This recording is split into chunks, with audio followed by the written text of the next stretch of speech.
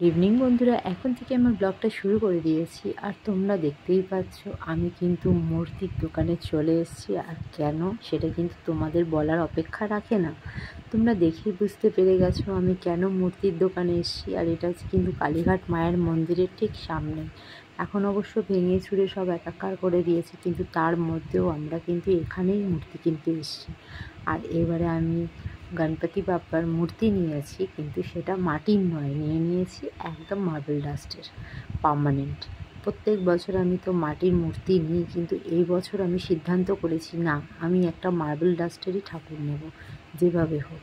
তো এই যে মাকে নিয়ে চলে এসেছি, মা এসছে আমার সাথে, মেয়ে এসছে, বাবু এসছে, আমরা সবাই মিলে চলে এসেছি গণেশ ঠাকুর কিনতে। আমার মেয়ে তো খুব খুশি। তো আমার মেয়ে বলছে যে মা লাস্ট অবধি আমরা গণেশ ঠাকুর নিয়েই নিলাম। আর কি সুন্দর দেখো ঠাকুরগুলো, আমার তো মনে হচ্ছে সবগুলোই আমি নিয়ে যাই, নিয়ে গিয়ে আর আমার শোকেসে একটা নতুন করে কিনে নিই, আর সমস্তগুলো আমি সাজিয়ে গুছিয়ে রাখি। তো ঠিক আছে বন্ধুরা, চলো তোমাদের ঘুরিয়ে ঘুরিয়ে দেখিয়ে নিলাম অনেক কিছু। এবার আমরা বাড়ির পথে যাই, কেন অনেকটাই রাত হয়ে গেছে, এখন আবার আমাদের বাড়ির দিকে যেতে হবে। তো আবার তোমাদের সাথে পরে আসছি কথা বলতে, কেমন? তো ততক্ষণ সঙ্গে থাকো। আর আমার মেয়ে দেখো যে কোলে নিয়ে দাঁড়িয়ে আছে, মুখটা ঢাকতে দেবে না জানো তো। ওকে বললাম যে মামাই পেপার দিয়ে মুখটা ঢেকে দিই, ও বলছে হ্যাঁ গরম লাগবে, কি দরকার ছিল মুখটা ঢাকা, আজ বাবা ওপেন করে নিয়ে যায় না। তো চলো পরে কথা বলছি, কেমন?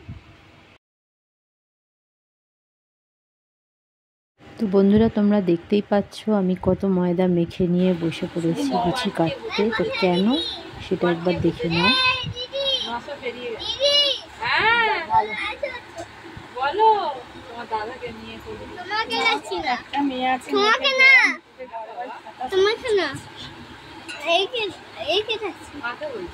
আমাকে একে ডাকছি, আমাদের কাকু মেরে ছেলে দেখলাম, ভালো ছেলে,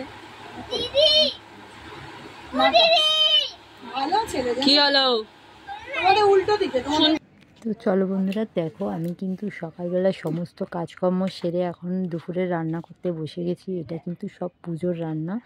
সন্ধ্যাবেলায় বাড়িতে একটু লোকজনকে ডেকেছি, লোকজন মানে হচ্ছে মামাইয়ের বন্ধু ঠন্ধুরা সব আসবে, আমার ও বাড়ি থেকে লোকজন আসবে, আমার শ্বশুরবাড়ির টুকিটাকি বাচ্চাদের একটু বলেছি খেতে, বুঝতেই পারছো। আর আমার হাতাহাতি করে দিচ্ছে আমার ননদ। তো আজকে কিন্তু আমি খুব মিস করছি আমার ননদকে, যে আজকে থাকলে কত আনন্দ করতো। আর এটা আমার পিস্তত ননদ, এও আমার নিজের থেকেও বেশি।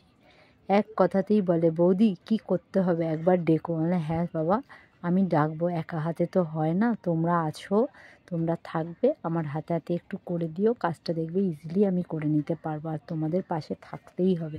কিন্তু ওরা খুব আনন্দ পেয়েছে জানো তো, আজকে আমার এই পুজোতে আমি সবাইকে যে আনন্দ করে ডাকতে পেরেছি, পাশে পেয়েছি। তো তার জন্য সবাই খুশি। আমার মেয়ে তো আরও বেশি খুশি যে মা আজকে অনেক দিন পর আমাদের বাড়িতে আবার একটা বড়সড় অনুষ্ঠান, মোটামুটি 40-50 জনের অ্যারেঞ্জমেন্ট করেছিলাম নিজের হাতেই সব কিছু। তো চলো আমার কিন্তু অলমোস্ট সব রান্নাই হয়ে গেছে, লাস্টেই লুচিটা ভেজে নিয়ে এখন মোটামুটি বিকেল 5টা বাজতে যাচ্ছে।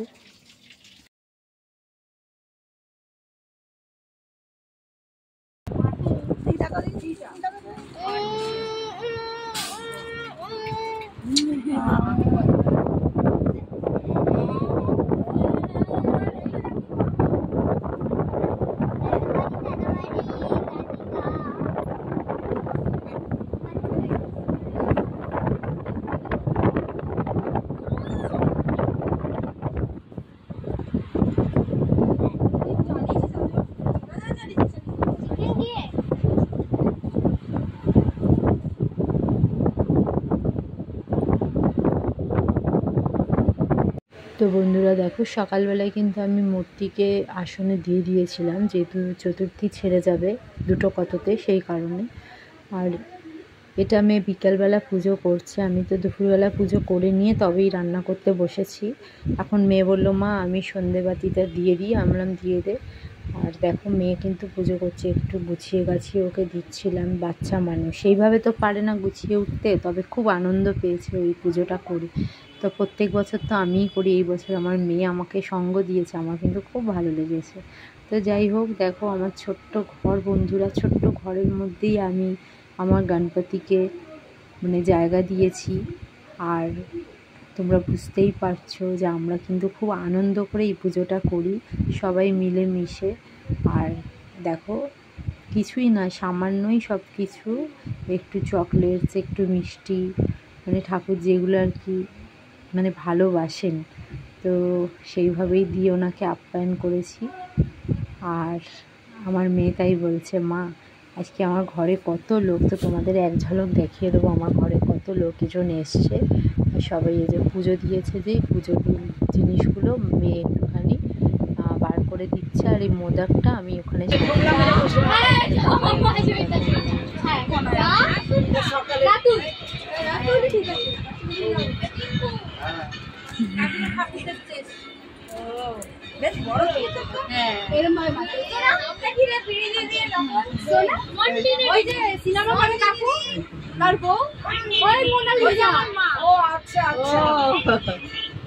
আমার মা তারপরে মাইমা আয়না দেখিয়েছিল ওর সাথে তো বেশি ভাব দাদু।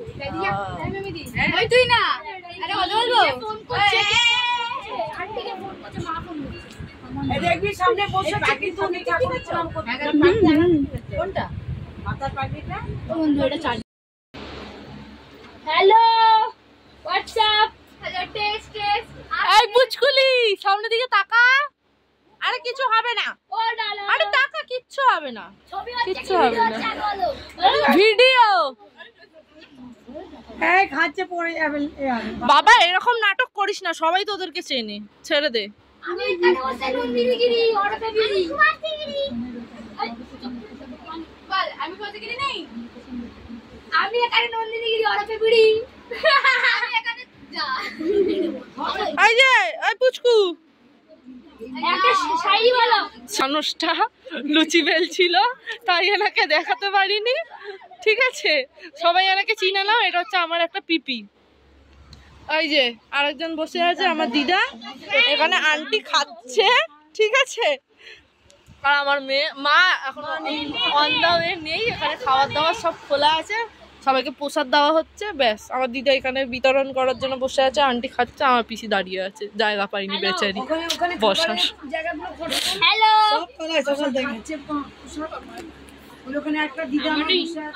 আর একজনের গালে হাত দিয়ে কার চিন্তা করছে জানি না, কিন্তু কারণ একটা চিন্তা করছে। এখানে সেলফির পর্ব চলছে।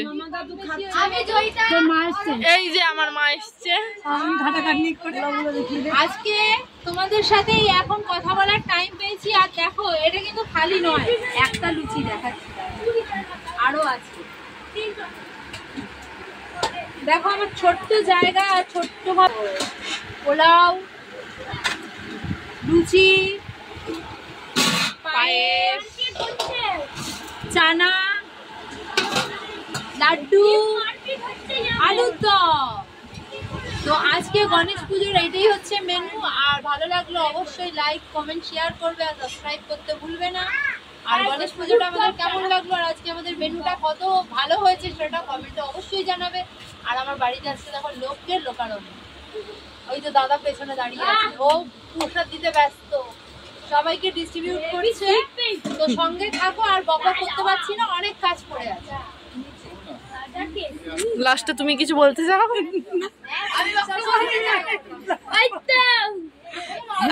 করি না, আমি আছি কিষান দাস, আমি বসে আছি, ওই উঠছে, ভাইকে তোলো, ভাই উঠছে, আমার ভাইকে তোলো, এই আমার ভাই তো ওদিকে, এটা সুজিত দাস, ভাই কো বাড়ি বসে বলো, হাই বলো, হাই বলো, হাই বলো,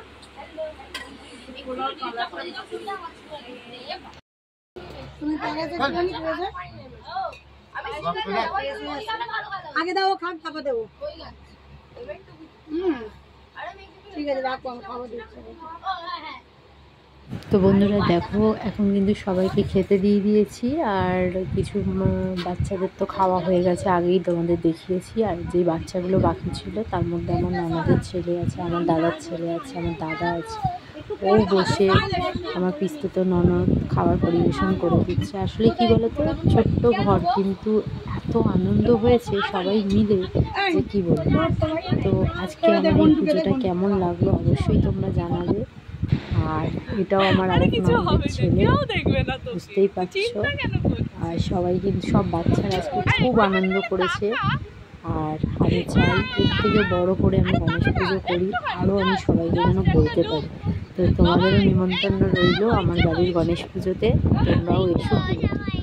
তো আজকের জন্য ব্লগটা আমি এখানেই রাখবো, আবার দেখা হবে নেক্সট ব্লগে।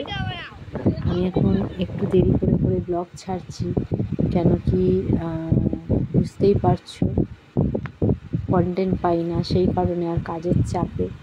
তো লাস্টে যে আমি, দাদা, বৌদি সবাই খেতে বসেছি, সবাই কিন্তু চলে গেছে। আমাদের খাওয়া দাওয়া হয়ে গেলে